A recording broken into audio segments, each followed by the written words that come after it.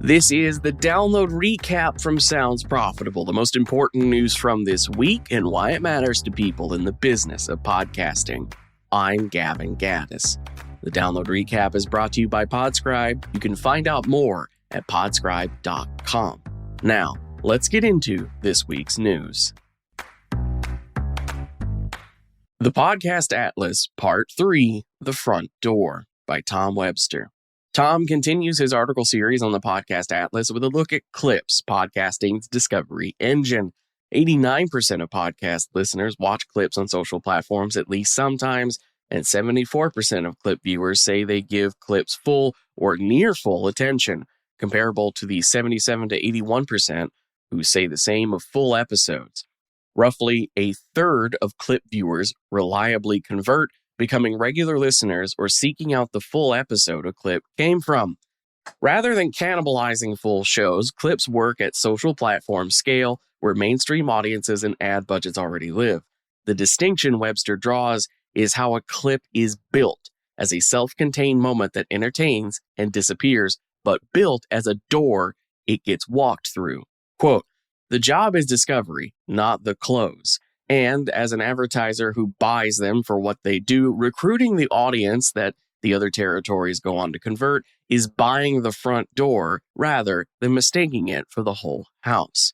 End quote. Marketers, don't get tripped up by the attention span myth.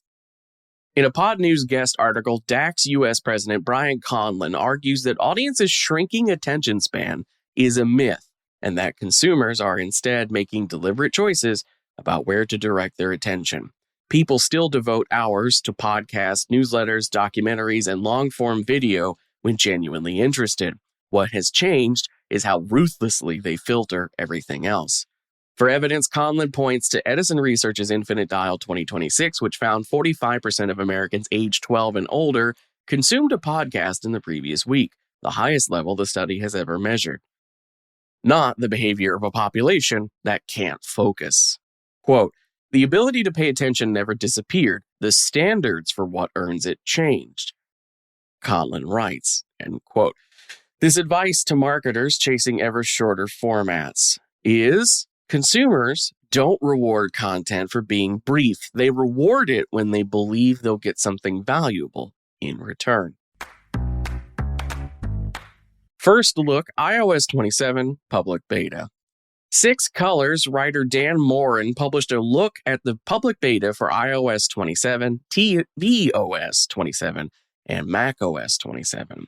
Pod News reports the release brings Apple Podcast Video to the macOS desktop and Apple TV devices, expanding where viewers can watch Apple's video podcast ahead of the iOS 27 fall release. The Marquee Edition is a rebuilt Siri powered by large language models, and Morin's standout demo is a podcast use case. Driving with CarPlay, he asked the new Siri to find an older episode without remembering the exact title. It found it without that title. A retrieval outgoing Siri couldn't manage. The new Siri comes with caveats. It's limited to the iPhone 15 Pro and Pro Max and the iPhone 16 or later, and is unavailable in the European Union. Bye-bye brand safety. Creator economy newsletter Scalable reports brand safety has faded as a leading concern in creator marketing.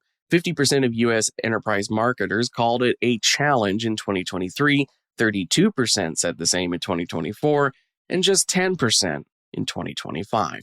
The conversation has moved to brand fit, where a creator suits a specific brand and its audience rather than avoiding any potential controversy. Here's a quote from Visa CMO Frank Cooper, quote, "If you look at it from the fan perspective, the consumer perspective, it's not that deep to them in most cases," end quote. That's a shift worth noting in the world of podcasting, an industry built on audiences self-selecting content. As research like the medium moves the message shows, podcast audiences are more likely to have positive feelings towards brands for supporting their favorite show, regardless of what the episode's subject content might be. Because, after all, they chose it.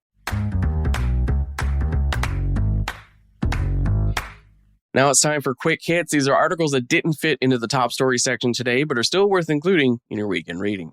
First up, Audioboom published a record first half report. H1 revenue of $45.7 million, up 30% year over year. Gross profit of $9.9 million, up 33%. And Q2 monthly distribution averaging 183 million downloads and video views, which is up 84%. The BBC released its annual report and accounts. Advertising-funded BBC podcast outside the UK drew more than 515 million downloads and 116 million listeners in the financial year, part of the £2.1 billion in total commercial revenue, unchanged year on year. Amazon DSP has added Triton Digital as a programmatic partner, opening Triton's global audio, podcast, and streaming inventory to Amazon DSP buyers alongside Amazon's authenticated first-party shopping and streaming signals. Ad Results Media makes the case that digital audio is structurally suited to privacy-first advertising, running on authenticated user relationships, first-party data, and contextual signals rather than third-party cookies. And Spots Now launches an AI-powered search tool for podcast advertising buyers with audience fit discovery across more than 59,000 active shows and a free discovery tier. That was the download recap brought to you by Sounds Profitable. I know I go through the stories fast, so just remember there's a link in your show notes that takes you to our website version of the episode with links to everything I just talked about. Our producers are myself, Brian Barletta, Molly DeMillier, and Tom Webster. And as usual, thanks to you for sticking with me as I brought you the top stories you might have missed from this past week. Robot? Download complete.